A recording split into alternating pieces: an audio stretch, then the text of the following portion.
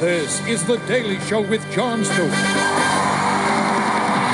A fake news desk, real news, and razor-edged humor.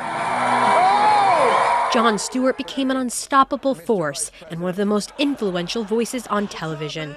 And still at the height of his celebrity, he admitted it was time for him to move on. This show doesn't deserve an even slightly restless host, and neither do you. The children, my God, the children!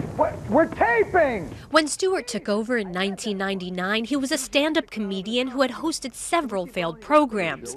But he found his calling on The Daily Show. Polls taken after Labor Day are considered... Arguably, it was the 2000 election and the wealth of material it provided that put Stewart on the map. I was not elected to serve one party. You were not elected. It seemed there wasn't any topic he was afraid to tackle, from his famous takedown of CNBC for its financial coverage. And they burned the house down with our money and walked away rich as hell. And you guys knew that that was going on. Okay, all right. To his take on police brutality.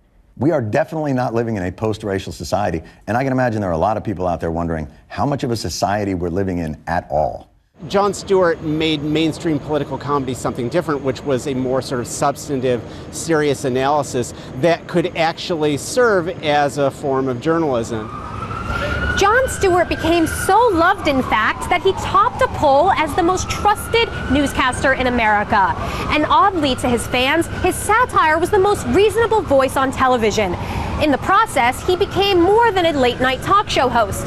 He became the voice of liberal America.